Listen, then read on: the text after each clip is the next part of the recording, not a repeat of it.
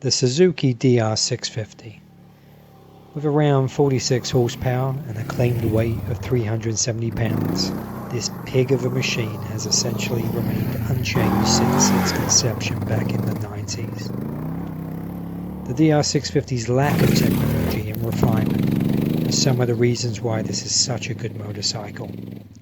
With just a few tools at the side of a road, you can almost strip down this entire bike and put it back together. Spare parts and availability are abundant. And if you find yourself on a long way down style adventure, without the support crew of course, you can feel comfortable knowing you don't have to be chummed with Ewan McGregor or Charlie Barman to get your bike fixed. The simplicity of this machine means that the bike is very unintimidating to a motorcycle owner that previously may have been nervous about working on their bike. In fact, every DR650 provides you with a course on motorcycle mechanics, as I know of no DR owner that does not work on their own bike.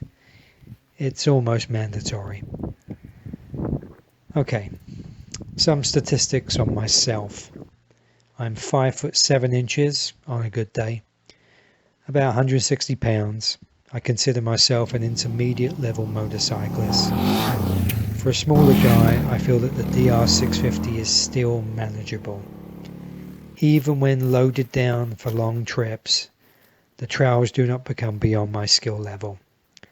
The only challenge I have is when I'm stationary on uneven ground. Sometimes getting a solid foot down can be tricky.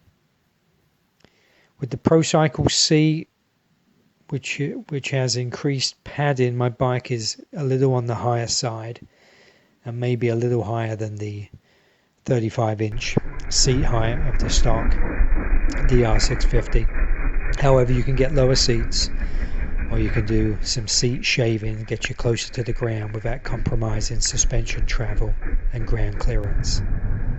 Overall, this is a killer bike.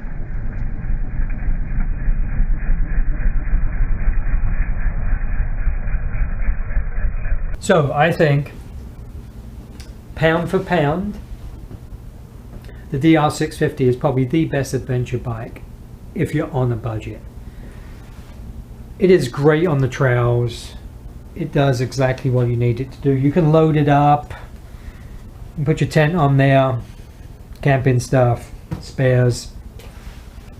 You put some good tires on this bike. The D606s work great. This is probably my third set on this bike, and for trail riding it's great. You know, it's really forgiving.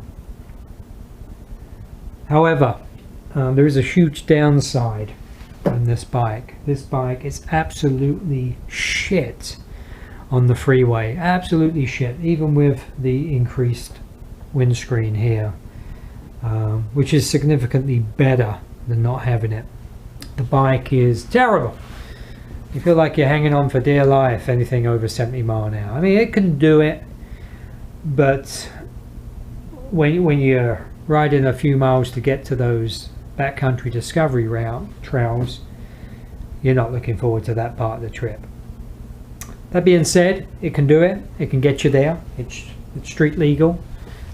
It's lighter than the KLR, and in my opinion, it's way better off-road than the KLR. Okay, let's talk about the extras I have on the DR650. Purchase price $2,500.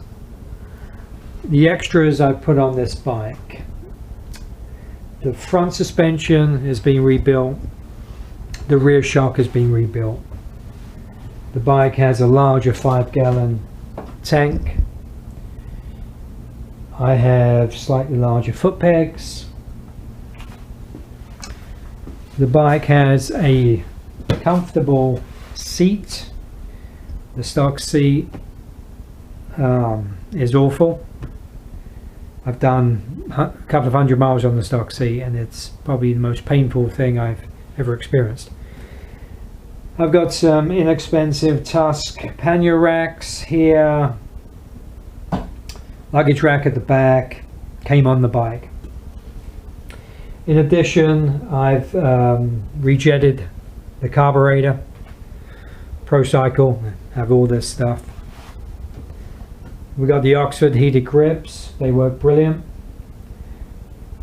These mirrors are aftermarket, 15 bucks on Amazon, and it's wired for a GPS. So I just have a RAM mount here, and I just put like a tender lead that you can just plug and unplug my Garmin Zumo GPS, and I can move it to other bikes easy.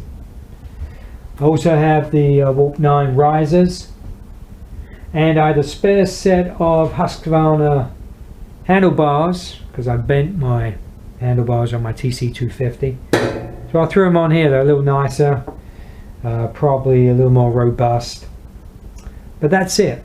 Some cheapo Tusk brush guards, they work fine. So all in all, $2,500 I spent on this bike.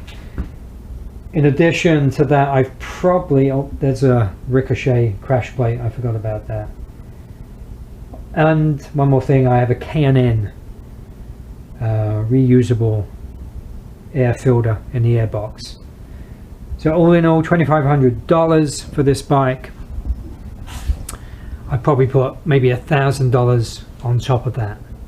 And now you have an absolute brilliant off-road, trail,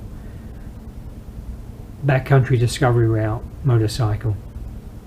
So if you want an inexpensive, do-it-all bike, this is it. You can't beat it. Pretty much, if I'm feeling lazy and I don't want to trailer up my Husqvarna dirt bike for the trails, I'll just jump on this. I'll hit the same trails as my dirt bike.